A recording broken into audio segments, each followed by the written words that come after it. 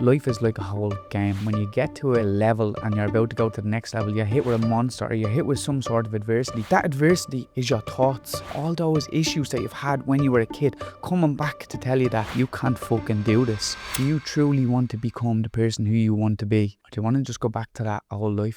Chris Connolly, runner, speaker and storyteller, best known as Get Better with Chris.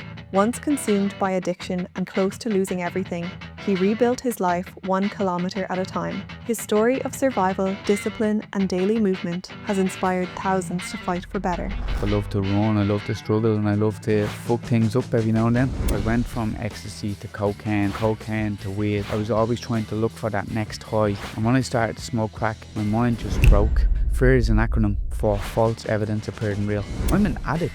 I loved taking drugs. Nobody gave out to me back then. But then you go start running every day and people say, hold on for a second, you're swapping one addiction with another. Like, it's a privilege to struggle, it's a privilege to feel, and it's a privilege to fuck your whole life up, because the only way is up.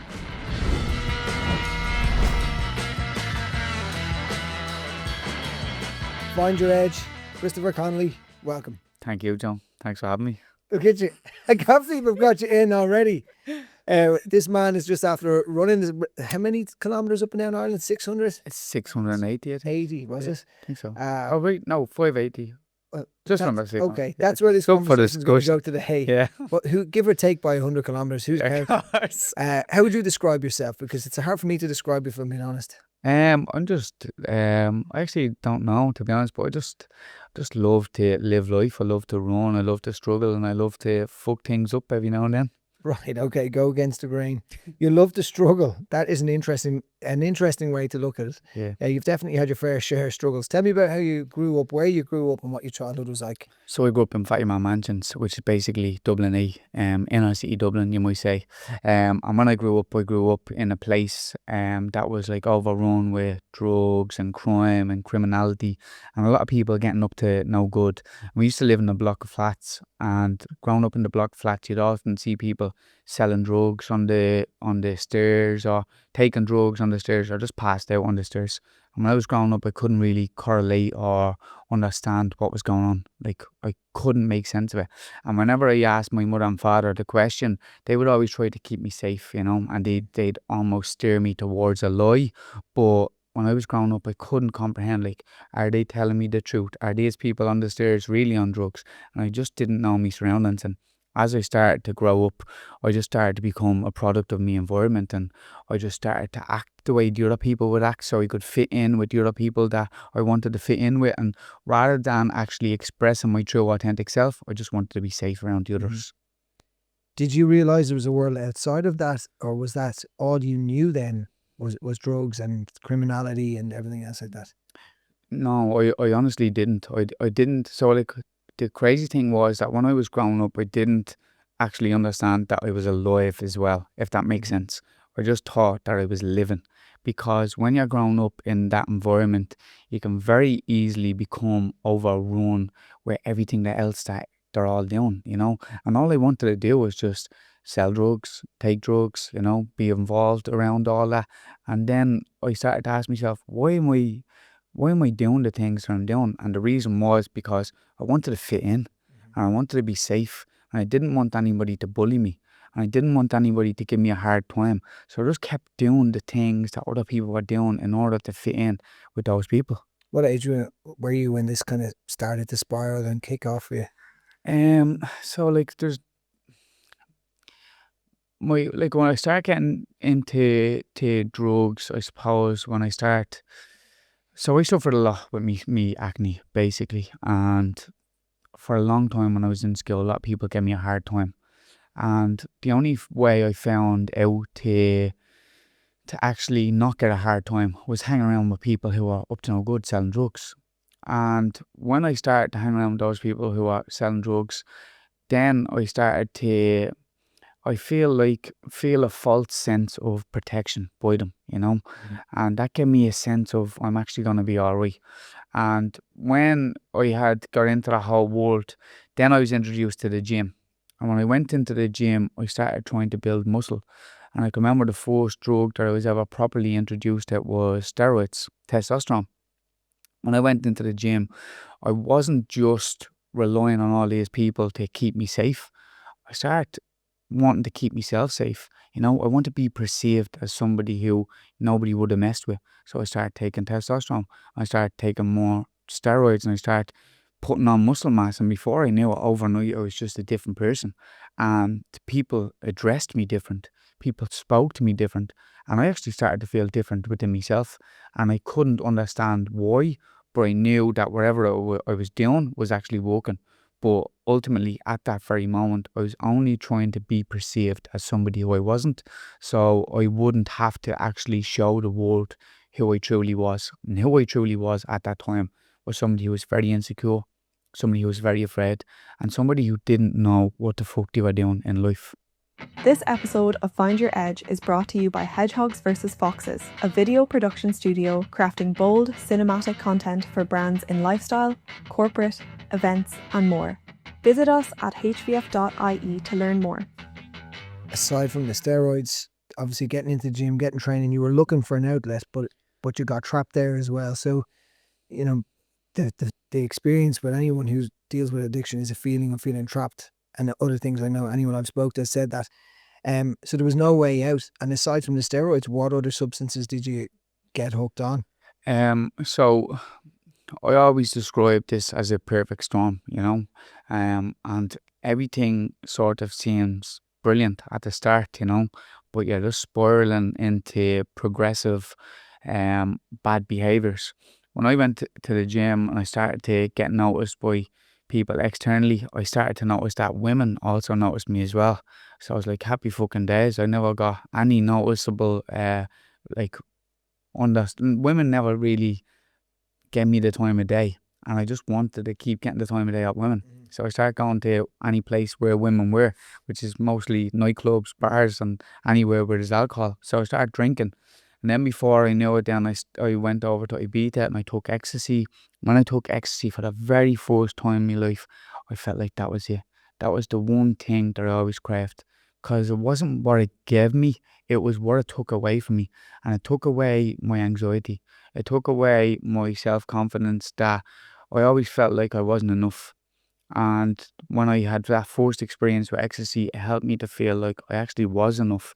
Helped me to feel like I didn't have to worry about being bullied or being somebody who I wasn't. I actually felt like I could be myself. And I was actually very naive to believe that when I took that ecstasy, it was going to be like that for the rest of my life. And then some fella in a nightclub said to me, oh no, this comes down, you have to take another one. I was only a young fella, I was like, what do you mean you have to take another one? What age were you then? I think I was around 17, 18. 18, yeah. And would you say things started to spiral from there? Yeah, so like my drug use started off pretty late, in regards to everybody else. A lot of people start to get into that stuff from an early age. But when I got into it, I really got into it. Because I'm gonna be honest with you, I just loved drugs. I loved what they done for me, and I loved what they took away from me, and it always helped me to feel like everything was going to be okay, until it felt like it wasn't. And then I had to use more and more and more. And then I started to get very inquisitive. I went from using ecstasy to using cocaine. And when I found cocaine, I was like, oh my God, there's another round to this whole life. Does that make sense? But I didn't know that I was just falling more into addiction. And when I got into using cocaine, it was a different experience towards using ecstasy. And I'm not trying to glorify this, I'm just giving me own representation of what it done to me. And when I started to use cocaine, I was just like, hold on for a second, I can use this in a nightclub, I can use it in a pub, I can use it back home, I can use it anywhere. And it really instilled something inside me that I was just lacking for so long. And it was a false sense of self. At what stage did you realize that one of your underlying issues was this anxiety that you've mentioned, that the ecstasy took away and the cocaine took away and the steroids took away? When did you realize what anxiety was? That's actually a good question, John. Yeah, I probably still don't know fully what anxiety is, if I'm honest with you. But I could always correlate that there was a knot in my stomach, or I felt a little bit weird. That would be the best way to explain it, you know. A lot of people explain anxiety in a lot of different ways, but for me, I just felt very overwhelmed. And I felt very off, and I knew that I needed something to take that away, but I didn't know that I needed to do something. I was so quick to look at the external way of releasing anxiety or releasing that feeling of disease from me, rather than actually getting into exercise and fitness, which ultimately had helped to change my life. So we've spoken a bit about your environment and where you grew up and the people around you. Do you think that there's a systemic level of anxiety that's just felt there, that when you're, you don't see any other way out? Is a lot of that coming from anxiety? Is it coming from habit, or not knowing anything else? Um, I actually don't know. That's the honest answer. I don't know, but I do know that it's there. And when it's there, it can just feel like it's gonna be a life forever. And I think that's what really concerned me, you know. I just didn't want to be like that. And that can trigger a lot of thoughts, you know. I was always wondering like whether I should be on this earth or not, or should it ever take me life. I used to always comprehend that, you know. And still to this day I always still have that back and forth, you know what I mean? It's just in me, and it's also in some other people as well. And I don't think there's a specific way. Everything has labels these days. Everybody can always explain things specifically down to the T, but I just don't believe everything can be explained. I think that some things are just felt, and people feel the way they feel, and they can't understand it, they can't correlate it, they can't comprehend it, but it just is the way it is. And people don't always need to be able to explain it. You just need somebody to be there to listen to them. What was it turning point for you where you did find someone to listen to or ask for help? So I got the opportunity to help a lot of times, you know. But I can remember a friend of mine told me that when the student is ready, the teacher will appear. I was just never ready to get help. I was never ready to get help. I was offered treatment a lot of times. And with addiction, the addiction is progressive. And what happened with me was I went from ecstasy to cocaine. I went from cocaine to weed. I went from weed to tablets. And I was always trying to look for that next high. And ultimately, it led me to smoking crack cocaine. And when I started to smoke crack, my mind just broke in an instant, and I lost my mind. And I was entered into a state of psychosis. And when I was in the state of psychosis, I couldn't correlate what was real and what was fake. And I was just in this battle with my own mind. And I ended up fleeing the country. Now I tell the story time and time again. Sometimes I've got a pain in my bollocks telling the story. But the reality of it is my story, and it's the truth as well. When I fled the country, I went over to England, and I was sleeping in bushes because I couldn't stay in hotels, because in my mind there was a hitman coming to shoot me. And my family were in on this master plan with this hitman coming to shoot me.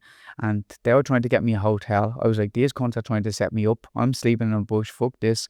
Nobody's going to know where I am. And it was just probably the worst time in my life. But for me, it just felt normal, you know, because that's how I grew up. Was that your turning point? Um, When did you turn? Was there a low point, or was there a moment where you went, there's a window here and I need to take action? Or was there a window where you were forced to take action? So during that moment, in psychosis, you're in it, immersed in it, terror, pain, all those negative emotions. And then for a little while, you're out of it. And then you're like, hold on for a second. Am I actually mentally ill here? Well, all those things that I was thinking, seeing, feeling, actually something that was just by happenstance. And I started to fight with the two. And then I started to speak to my family, and they all started saying to me, look, we promise you, you're mentally ill here.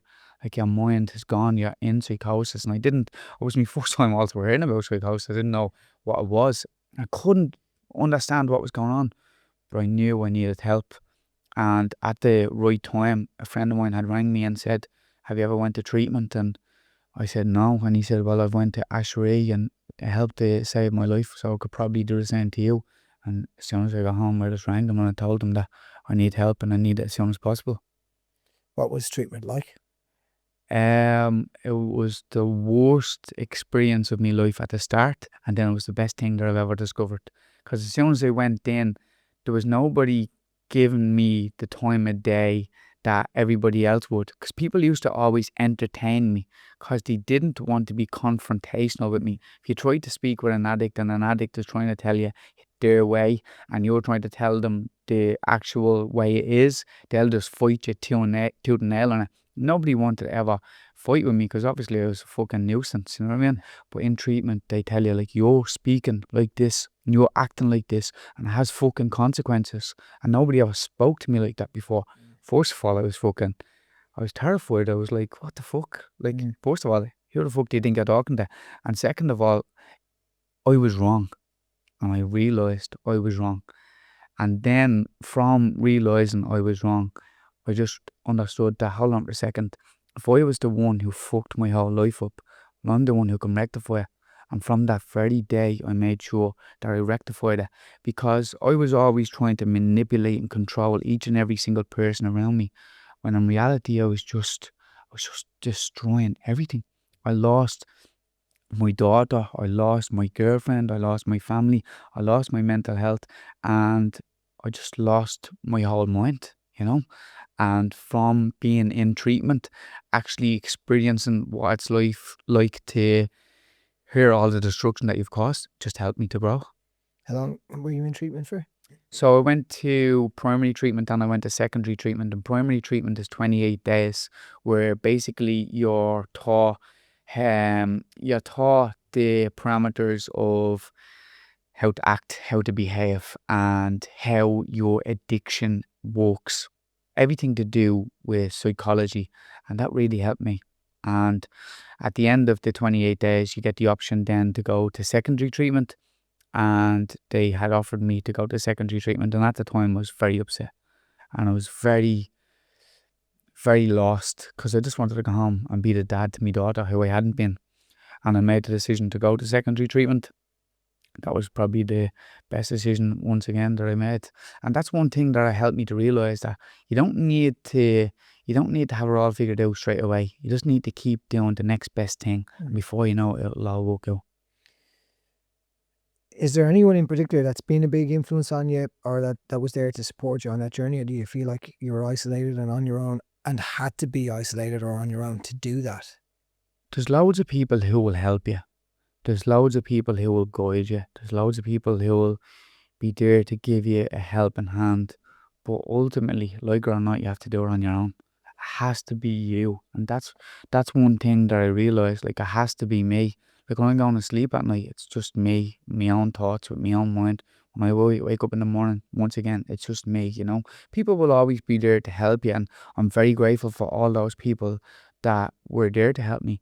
But it was me who needed to change my mind, me who needed to change my behaviour, and me who needed to change the fucking sob story that I kept telling myself time in and time out, that kept leading me to relapse. Yeah. What was the biggest tool that you think you used, as such, or the tools that you used that helped you, get your mindset right, stay focused and stay on track? First of all, the biggest thing was taking accountability for everything, even if it wasn't my fault. I used to always blame everybody on everything else. And I'd say, oh, but my life is fucked up because of him or her. And I started saying, hold on a second, maybe it's me. Even if it wasn't me, just still take the blame.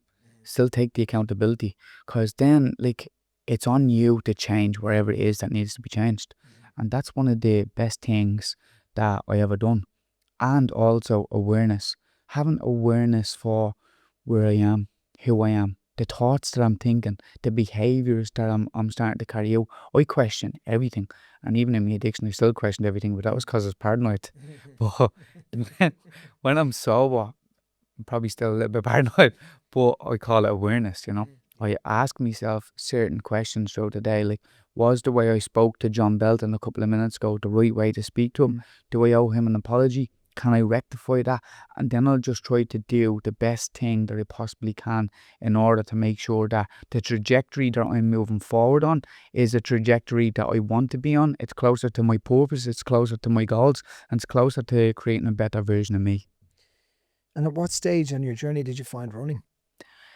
So when I was in secondary treatment, So basically secondary treatment is an extensive stay inside a big huge house, let's say, and you're there with 9 other lads, and you're learning how to reintegrate into society, and they don't really let you out much unless you go to the gym or unless you want to run. So you can only go to the gym for so long. And when I heard that they let you out to run, I was like, fucking brilliant. I'm just gonna go outside and start running. And I told all the lads that I was gonna run a half marathon, and went outside and was gonna fucking completely and utterly just lie to everybody that I'd done a half marathon. And then I started running, and I said to myself, all I ever do is lie, you know? It's all I ever done for my whole life. Fucking said I was gonna do something, lied about it, pretend I'd done it, and then go back and just carry on about my day. And that very day I done the half marathon. I went back and I told the lads, to be quite honest with you, nobody gave a bollocks that I'd done a half marathon, but I gave a bollocks because the first time I said I was going to do something, and I'd done it. And like when I grew up, I'd always say I was going to do something, and I never done it. I never done it. And even when I only ran the length of Ireland that time, that old version of me came back in, and I was like, just quit, just give up, or just fake an injury, you know? And I was like, no, because that's not who I am anymore. Do you think a lot of people have that? Because I recognize those traits, and even a lot of the scary thing for a lot of people, myself included, is I'm sure they're listening to this going, I have a little bit of that trait. Yeah. I recognize that trait in myself. Do you think that's something a lot of people possess? Yeah, 100%. I think anybody who says they don't have is a liar, you know, in the nicest way possible. I think that when you get when you get so close to becoming the person who you want to be, that's when the old sense of self starts to come back. I always think of this like a game. Life is like a whole game. When you're playing a video game, when you get to a level and you're about to go to the next level, you're hit with a baddie, or you're hit with a monster, or you're hit with some sort of adversity. And it's on you to get through that adversity in order to get to the next level. That adversity is your thoughts. It's your old sense of self. It's your self-esteem. All those issues that you've had when you were a kid coming back to tell you that you can't fucking do this. And it depends on, do you truly want to become the person who you want to be enough to overcome all this shit? Or do you want to just go back to that old life? And that's what happens to most people. They say, oh, I just want to be safe. Oh, I just want to be comfortable. And they fall back into that old version of themselves.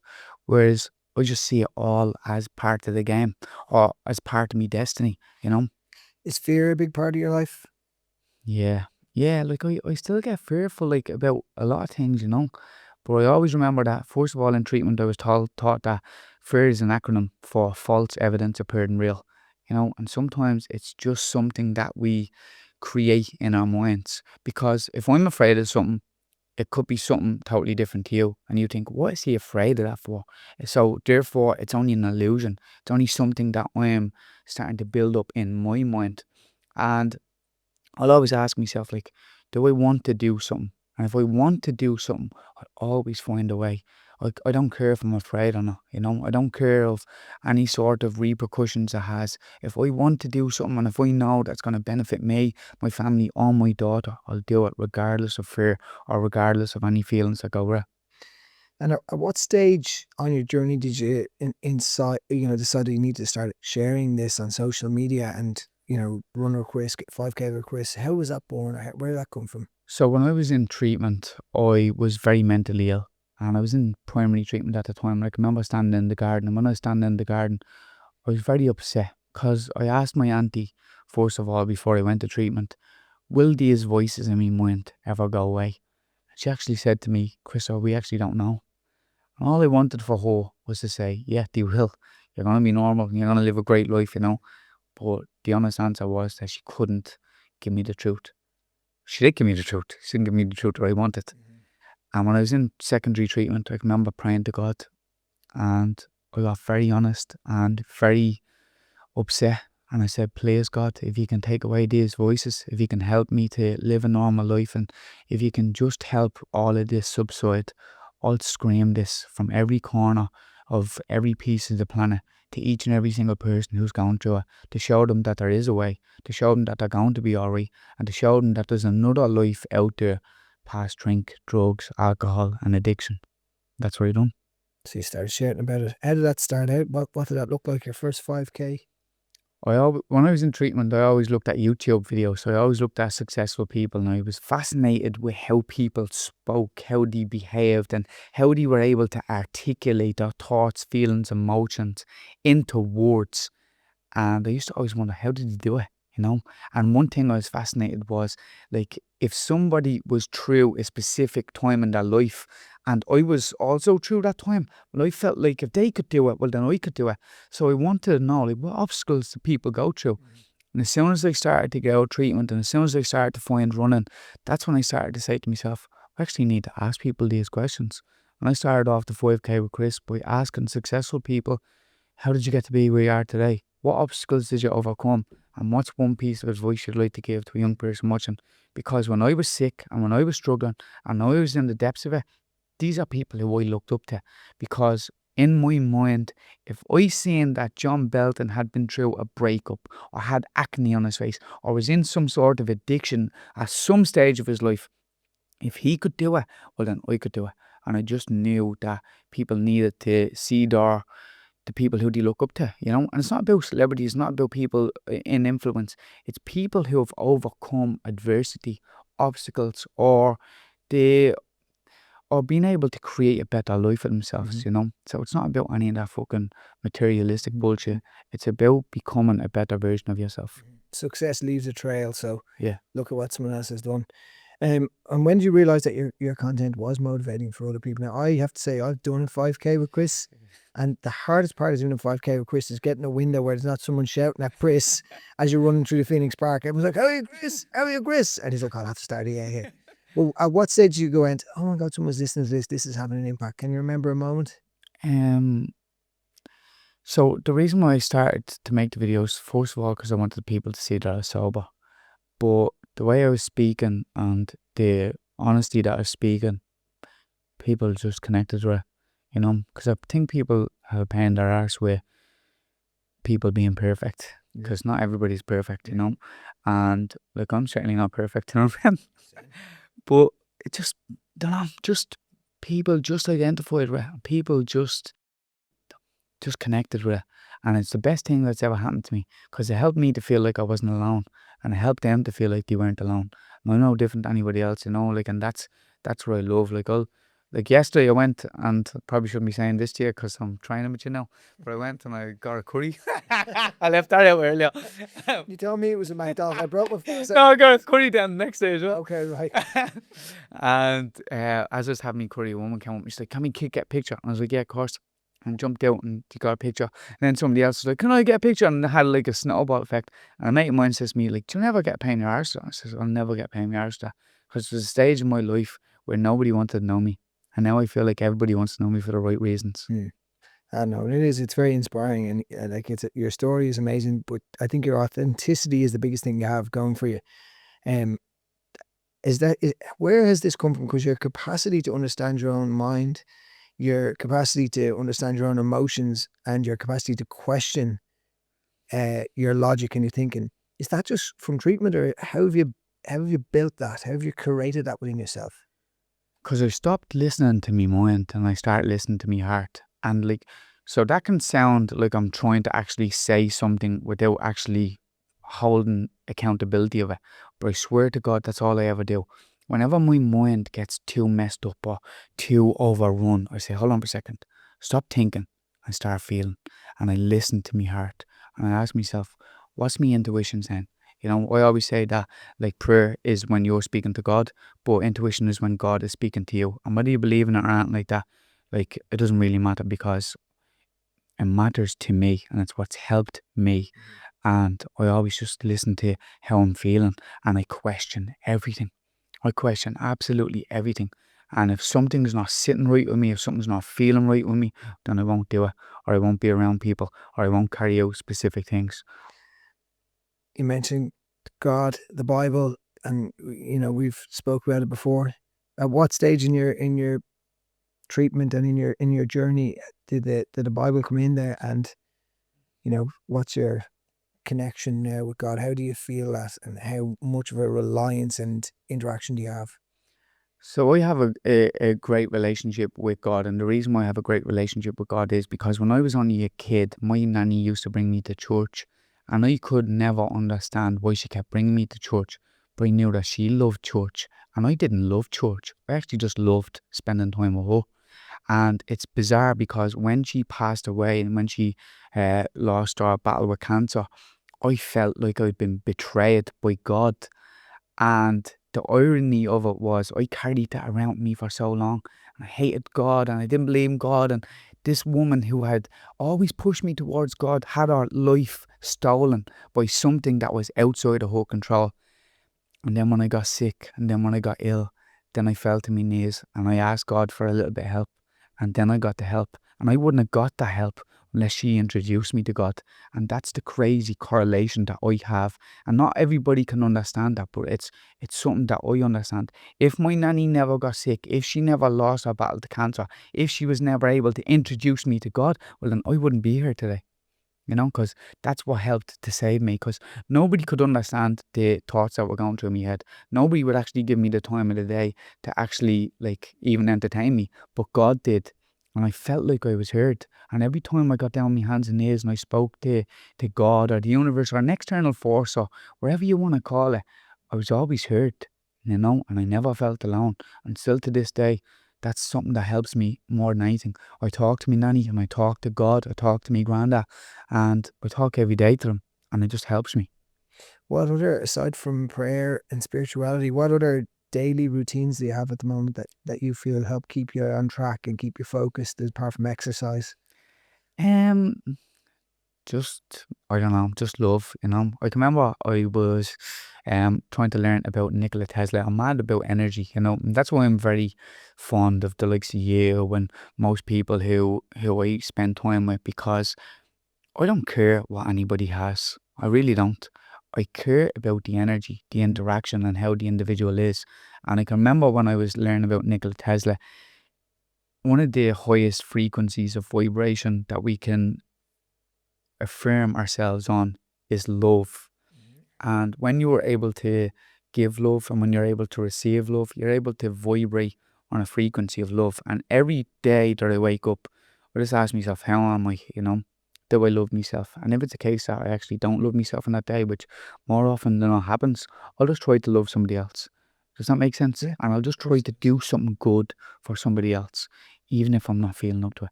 Sometimes I get penny works doing good for other people because it gets thrown back in your face. yeah. But I'll always try to do my best. And if I can't love somebody else, well then that's when it comes back and trying to love myself. And if I can't love myself, then I'll love my daughter. And I just try my best to navigate through love. So let's go back to the Chris that was passing these lads and ladies and people on the stairwell who were selling drugs, on drugs, strung out, whatever else. How would that Chris, how would you chat to him now if you were back with him, walking up the stairs as a young kid, seeing this? What would you say? Everything is going to be alright. When I was growing up, I just wanted somebody to tell me that everything was going to be alright.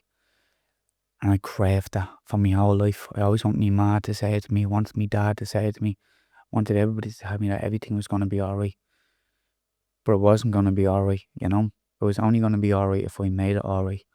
And that's probably, I'd never change anything about me upbringing. I'd never change anything about it, even though it probably sounds messed up. I'm so grateful that it all happened to me. So grateful that my whole world fell apart. Because that's when I started to realise that I'm going to be alright once I make it alright, It's probably one of the best things that I've ever learned. Do you practice gratitude? I know that's a line that's thrown around in Instagram reels left, right and centre, but do you find yourself having to stop and practice gratitude, or you appear to have an amazing sense of gratitude towards what seems like mundane things to some people, like, isn't this amazing, isn't this great, or words that I hear you saying a lot. Is this something you've had to train yourself to do, or is that something that's innate or already in you?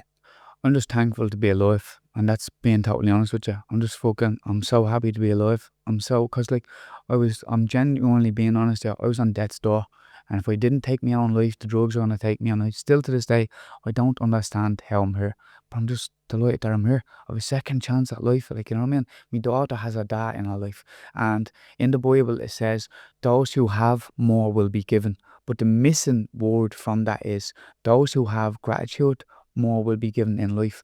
And every time I mess up, every time I struggle, past couple of weeks I've been going through an extremely hard time. I'm gonna be honest with you, I'm delighted because I know I'm at that level in my life where that's the obstacle, that's the adversity, and you're going to the next level. So be happy you're there because other people don't get that in their life. You know what I mean? It's a privilege to struggle. It's a privilege to feel, and it's a privilege to fuck your whole life up because the only way is up. Is that for anyone listening, is that a bit of advice you would give about when adversity kicks in, that it's an opportunity for growth? Yeah, 100%. Like I was always afraid of tough times, you know, and I always feared little things, you know, like I don't know, like people passing away, you know, or losing everything that I lost. I always used to fear that, you know, and it wasn't until I lost it all that I realized, you know what? Yeah, it's bad, but it's actually not that bad because you always find a way. And that's what life is all about for me. Like, I don't look for problems and I don't look for anybody ever gives me a problem and say, right, don't give me that bollocks. Don't give me a problem. Give me the solution. You know, all I want is a solution, and there's a solution to every problem. There's a solution to every problem. There's always a way. And if one door gets closed in your face, there's multiple other doors. You just have to keep moving forward. You know, and whenever it gets too much, keep it in the day. And I was always told if you can't even keep it in the day, keep it in the hour. And if the hour gets too much, keep a minute by fucking minute, because it will all work out. That's brilliant advice. What do you say to people? Because I know I've spoken to other people who've overcome addiction and running has stepped in there. Do you think it's a healthy obsession? Is it one addiction that's replaced another? I don't think it is. What do you say to people who ask you that question? Because I know you get asked this. Yeah, like a lot of people, a lot of people always say to me, "Oh, but you're just swapping one addiction with another." And to be quite honest with you, at the start I used to defend it, you know, but now I actually don't give a bollocks because regardless of what people say, I'm an addict.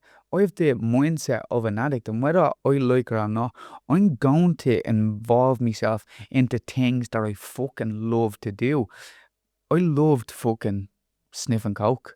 I loved taking drugs. Nobody gave out to me back then. But then you go and fucking start running every day and people say, hold on for a second. You're swapping one addiction with another. Like, get a fucking grip. You know what I mean? Where do you get your drive from? To be quite honest with you, ever since I got sober, I feel like I have the opportunity of making something in my life. I feel like I have an opportunity of becoming somebody that my daughter will look up to. When I'm dead and when I'm gone, she'll always be able to say, you know what, that was my dad. And that's what pushes me on, you know. I never had money, never had a privileged upbringing or anything like that. I never had none. And I want to be able to acquire everything so I can show my daughter and show anybody who follows the journey that's possible, you know. Genuinely, I'll be honest with you, I don't give a bollocks about external things. I fell into that trap about a year ago, you know, buying fancy clothes, fancy watches. Then I realised like it does fuck off you, you know. I want to struggle, I want to suffer, I want to succeed, and I want to leave it all to my daughter. Why do you say I want to struggle and I want to suffer? I just love it, man. You know, What do you love about the struggle and suffer? I love feeling the old version of me that's still inside me. You know, I love feeling the fact that I want to give up. Like every day I want to give up. Every day I want to give in. Every day I'd probably be close enough to fucking going back on drugs, you know what I mean? Like I don't get compulsions and I don't get cravings, but it never truly will leave you, you know? But I just have the opportunity to make something in my life. And it just comes through struggle, man. It comes through that adversity. What's going through your head when you're training and you're running the full length of Ireland and you're tired and you're fatigued? Is there a calmness? Is there a madness? Is there a conversation? It's a lot of the above. Just what I just tried to say there. I don't know what the fuck it is, but it's just a mixture of everything, you know. 1 minute you're happy, 1 minute you're sad, 1 minute you're your friends, next minute you're gonna fucking kill them. It's a complete concoction of the unknown, you know. It's different for everybody. For me, it was chaos, you know, and it's just about finding the calm in the storm, and it's just madness, you know.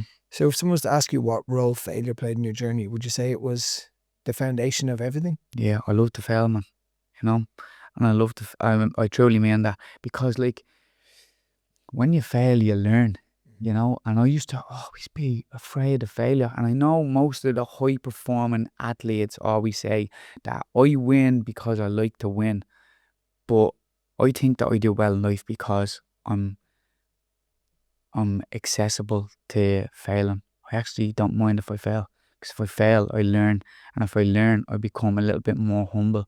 And if I become a little bit more humble, then I'm a little bit better in myself. And then if I succeed, then happy days, because I'm on to the next fucking thing, you know? If you were to kind of pinpoint a goal for yourself, reaching people from what I get from you is huge, and you know, being able to impact someone's journey in a positive way is big. I mean, that's a global thing. How big do you want to go with this? How big do you see or envision yourself going with this journey? To be honest with you, I want to go all over the world, you know? Ever since I started this, that's what I said. Even with the 5K with Chris, like I want to turn 5K with Chris into a TV show. Inevitably, I want to be able to run all over the world with these people who we've all looked up to, you know, but we've all seen ourselves in them, you know. And I want to be able to show anybody who's at rock bottom that it's possible. It's possible to chase your dreams. It's possible to come out the other end of it. And it's possible to turn your life around, you know. Everybody has something, but you need to find a way. And I just want to help people to be able to help themselves. I'm not a messiah. I'm not a fucking life coach. I'm no different to anybody else. When I'm taking a shit, I sit down the exact same as everybody else. And don't ever forget that, you know. But I just want people to know that you're not any different to anybody else. I'm no different to anybody else. But there's something that needs to be awakened in all of us. And the only way you're going to awaken it is by fucking struggling and by working hard. Who's the most inspiring person you've had a 5K with?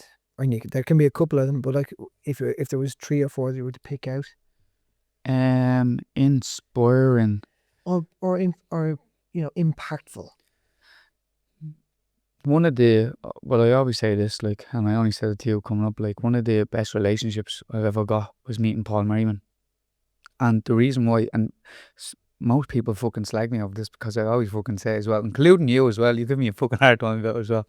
But the reason why I love Paul and I felt like he helped me so much was because he's seeing what I seen. He helped me to believe in myself, you know. And at the start when he was trying to help me, I kept thinking to myself, he's up to something, you know, he's trying to, because that's the way I was brought up.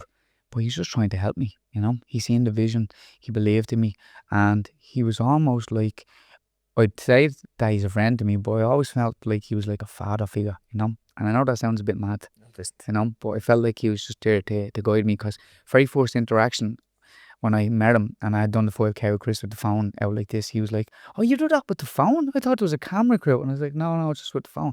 He's like, "This is brilliant. You need to do this, and you need to fly over to Portugal. I'll fly over to Portugal, and you need to do this and do." And he just mapped everything out. And he even said at that day, "I'll introduce you to John Belton, and John Belton will introduce you to Vogue, and Vogue will introduce you to Spencer." And all these things happened. And they all happened in the accordance. And then I started to realise, like, hold on for a second, like, first of all, he doesn't want that from me. And second of all, he sees what I see. And it just helped me to believe in myself. And then when I just seen that he was just a regular bloke, then I was like, hold on for a second, this cunt's a millionaire. So if he's a millionaire, I can be a millionaire. And that's what people need, to surround themselves with successful people who you can also correlate and understand that they're no fucking different than you. And if they can do it, you can do it too. So the sky's the limit, you know, and that's why he helped me realise. And aside from Paul, is there anyone else you could put it? The Paul Merriman Show, sponsored by First. You're putting me a little bit on the spot, you know, but there's not, everybody, you know, Has something. Everybody has something. And that's why one of the reasons why I reached out to you the other day is because, and I'm not just saying this because you're sitting across me, is because there's a way that you speak and the way you act and the way that you behave. And we only had a conversation there a while ago. And when we had that conversation, I said to myself, hold on for a second. He's the fucking exact same as me. That's all I ever crave in my life. It's all I ever want in my life. To know that people who are successful, people who embody something that I want in myself, are the fucking exact same as me. You know what I mean? I want to be surrounded by good people, John, you know, and I want to be the person who shows people that good people are all around you. You just have to stop thinking and start feeling. What would you say to someone trying to follow in your footsteps aside from that, to stop thinking, start feeling? You know what? It's probably a little bit controversial what I'd say, but I'll say it regardless. Don't follow any rule book. You know, when I only got out of treatment, people were telling me do this, do that, and I was like, what the fuck? Like, I don't want to do the things that other people are telling me to do. Stop listening to other people and start listening to yourself. Make sure that you do the next best thing. Make sure that you do the right thing for you. Once you're not hurting anybody else and once you're not hurting yourself, happy fucking days. Ask yourself, what would you want to do in life if money was no object? You know, what do you love to do? And try to find a way to make money from it, because we all need money. Yeah. You know, we all need a purpose, but we all need something in our life that we fucking love. What does success mean to you now? You know what the crazy thing is, that I always thought that success meant money, you know, and I only recently learned that the reason why I thought that was because I never had any money, and it's different to everybody else. And as I start to progress in my life, it's starting to change, you know. Now success means that my daughter's looked after by me, you know, and that she's proud of me. It's all I want my daughter to be. I want Lucy to be 18 years of age, and I'm in the middle of finishing a book that I started for her in treatment as well. And Start writing a book. start writing a book, yeah. Like, basically, I wrote a book for her that I would teach her about, like, my thoughts on love, my thoughts on fear, my thoughts on resentment, my thoughts on every struggle that I've always faced in my life. And I want to put the book away, and I want her to open it when she's 18 years of age. And regardless if the advice is right or wrong, she's gonna know that that's how our dad navigated his life. That's a brilliant idea. And my next question was, have there been any books, people or experiences that have had a major impact on your growth? Books or people more so? Yeah, I can remember my friend Darren Gray gave me a book called Stillness Speaks by Eckhart Tolle, and it was the most impactful thing that I've ever experienced in my life, because I was always somebody who suffered from mass overthinking, and I would always overthink until I realised that I was just doing it it was just like the gears were constantly going around, and I never knew that I could stop it. But that book helped me to realise that I could stop it, and I could actually live in the present moment. So you've ran the full length of Ireland. We could have had a podcast on that in itself. I remember speaking to you beforehand, having a chat about it. The most unprepared ultramarathon run I've ever met in my life, but we got you. You know, we got a bit of headway. You still, of course, managed to do it as I knew you would. Pulling your toenails off one day into it, and you know, a few cuts and bruises on it, which made great content, which is half the battle, isn't it? But you listen, you did something that probably less than 0.1% of the population have ever attempted, never mind completed. Yeah. How was that journey for you, if you were to describe it in a nutshell? Yeah, it just helped me to realise a lot of things about myself, you know. I was delighted to be able to raise the money for Archie, who badly needs the money. But I was also very grateful to be going onto that journey where I just learned so much about myself, learned so much about people around me, learned so much about life, you know. Because, like, I was very negligent to go into that run, and you know this as well, thinking it was going to be easy. And I can remember the day before you set me down and says, we actually think that you shouldn't do this, and you should probably put it off for a little bit. And I was like, no, I'll be all right. But that was just my whole method. No, just for the record, I'm wise enough to not tell you not to do. No, I know that. I said, I have a suggestion.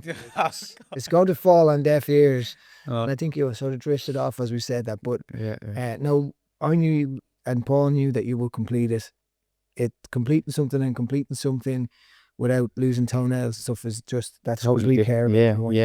To have a good experience, which you still managed to have. And this podcast is called Find Your Edge. Find Your Edge is a line I heard an ultramarathon runner said when asked why he does these multi-stage races, and he said, thought about it, and he said, to find the edges of our capacity, as our physical capacity and our mental capacity, and the edges of our psychosis that could be. You know, there's a lot. I do think that in doing a 10 or 12 or 5-day endurance event, you experience more living in that short period than most people do in a lifetime, never mind in 5 or 10 years. What's next? Next, I want to run the length of the UK. in October, please God, I want to do 30 marathons in 30 days. And I want to do it once again for Archie Ennis. I want to raise as much funds for him as possible. And I want to keep pushing the boat, you know. As I said, like, I feel like I've the opportunity here to make something in my life and to also leave a legacy for my daughter to be able to look up to, you know. Whenever she's struggling or whenever she goes through adversity or whatever comes her way, she'll always be able to understand, hold on a second, if my dad done all those things that he could do, well then so can I. So we have quickfire questions. I don't write the quickfire questions. Sorry. I think the element of surprise is important here, and it softens what has been a very enjoyable conversation. What's your guilty pleasure? Listen to sad music. Listen, do you have a little cry? Yeah. Do you cry much? Well, I'm on my own, yeah. You don't have to be on your own to cry. There's been people crying in that seat. That's okay. Where's your favourite place to run in Ireland? I love to run out by Dunleary, just before Dunleary. What's the name of it? Sandy Mount. Yeah, love it. Yeah, it's lovely out there. First thing you do when you wake up? First thing I do when I wake up is get a cold shower. Oh, really? Out for a couple of minutes in the cold shower? Yeah, I never pay for hot water. What's your best post-run snack? Chippers. Chippers, yeah. I'm a fucking bad eater. Yeah. That'll change. Songs that instantly put you in good mood. Depends on the day, you know. I just I like Juice WRLD, you know. I like Juice WRLD. Very good. Most dangerous substance you abuse now? Curries. Yeah, takeaways. If you could run anywhere in the world, where would it be? I would love to run the Great Wall of China. Oh, brilliant. Yeah. Yeah. All-time proudest achievement? Getting sober. Good man. Which step is the most exhausting? 12 steps or 10,000 steps a day? 12 steps. Definitely. What is your new red flag in other people since getting sober? People being dishonest. Very good. Advice for anyone wanting to get into running? Just fucking do it. Just start. Longest party you've ever been to? Most parties went into a couple of days. What's your least favourite part of running? Stopping. Stopping at the end of it? Stopping. Most people, it's the getting started bit, the start bit. That's interesting. Favourite brand of running shoe? Well, yeah, I was running anything. Yeah. As I found out. Yeah. Let's see. A funny story from your wild days. A funny story from one. my wild days. Oh, there's enough of them. A lot of them are pretty dark. Like, it's not, you have to put me on the spot there. I'd say probably, I don't know, I used to hide under my bed every time I used to get psychosis, you know. Just think people were after me and hide under bed, or I'd be peeping through peepholes, you know, trying to block you. If you could have dinner with anybody living or dead? Yeah, I'd love to have dinner with Jesus Christ. Fair, one of the 12 apostles. If you could switch lives with any fictional character and it can't be Jesus Christ, who would it be? Superman. Okay, fair enough. What's your party trick? They're long gone, John boy. Good man. And your favourite quote? John 3:16. For God so loved the world, he gave his one and only son, for those who believe in him shall not perish but have everlasting life. Hold on. Chris Connolly, an absolute pleasure. You're on a serious journey and I'm glad to be able to have an insight into it, and thank you so much for your time. An absolute legend. Thank you, bro.